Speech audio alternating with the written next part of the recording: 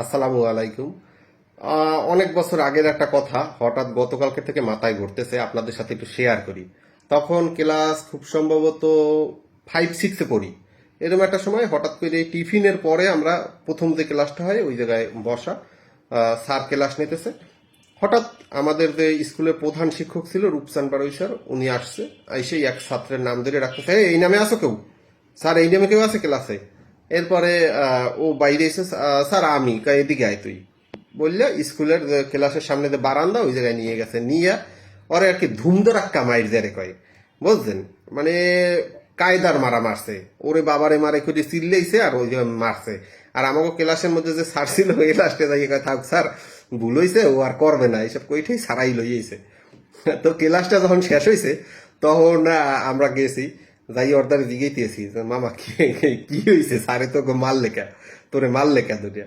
তা ও যে মানে ওই সময় উত্তরটা দিয়েছে ওই জন্য আমরা আসলে অবাক হয়ে গেছিলাম। কয় কি যে নিজের নিজে আঙ্গুল দিয়ে একটা গুঁতো দিয়েছিলাম, এই জন্য স্যারে মারছে আমারে। তা আমরা আসলে ওই সময় বুঝি নেই, পরে কাহিনীটা বুঝছি। ক্লাসের অন্য দুইটা ছেলের মধ্যে ঝগড়া হয়েছে, দুইটা নিরীহ পোলার মধ্যে ঝগড়া হয়েছে, হয় না ভালো পোলাপাইন থাকলেও ক্লাসে একের মধ্যে ঝামেলা কিন্তু হয়।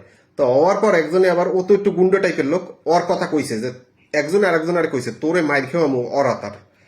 তো অরাতার মাইর খেয়ে আমু কইছে পর আবার ও কইছে যে ও আমার করবে আনে, দেখ মনে ও কি করে, এই কই ওরা দুইটা খারাপ কথা কই দিতেছে। এরপরে ওই ছেলে আবার তাই অর্দায় নালিশ দিয়েছে, জানো ও তো এই কথা কইছে তোরে। তো এর পরিপ্রেক্ষিতে কি হয়েছে, ও যাইয়া ওরে মারছে ধরিয়ে ফাউ হুদের উপরে। হ্যাঁ, কোনো কথাবার্তা নাই, মারছে। মারার পর যারে মারছে হে তো যাইয়া আল্লাহর দ্বারে বিচার দেয় না, এ যাইয়া সরাসরি রূপসান পাড়ি স্যারের দ্বারি কইছে, তার স্যারে আইয়া আবার ওরে বাটাম দিছে। তো এ জায়গায় দিয়া এই যে নিজের দেওয়ার কথাটা কি লোকে আইলো, এটা হলো যে তামিম ইকবালের গত এই কয়েকদিন আগের যে কাহিনীটা গেল, এই কাহিনীর উপরে ভিত্তি করে এই ফরচুন বরিশালের মালিক উনি করলো কি, এই গতকালকে যে ভুল একটা দান দিল, এই দানটা দিয়া ওনার একটা ক্ষতি করলো। উনি যে নিজের যে আঙ্গুলটা দিল, ওই যে ওই 5-6-এ বা 5-এ না 6-এ ঠিক মতো খেয়াল নাই, ওই যে ওর মতোই কাহিনীটা করছে উনি।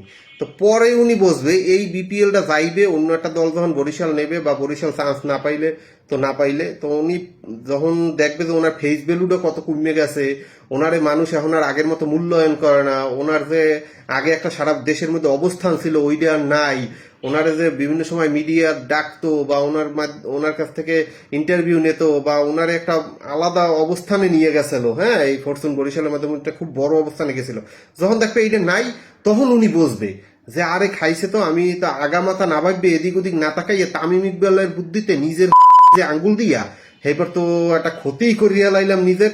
তবে তখন ভাইয়া দেরি হইয়া যাইবে, আপনি একটা ভুল করিয়া লাইলেন ভাইয়া। একটু আপনার মতো এত বড় একজন বিজনেসম্যান একটু মাথা খাটানো উচিত ছিল, কারণ বরিশাল দলটা অন্য কেউ নিলে সামনের বছর যে হে দল সারি আপনারে দিয়ে দেবে এমন নাও হইতে পারে, বোঝেন নাই? এবার না হয় একটু খারাপ দলই করতেন, এবার না হয় একটু নর্মাল দলই রাখতেন।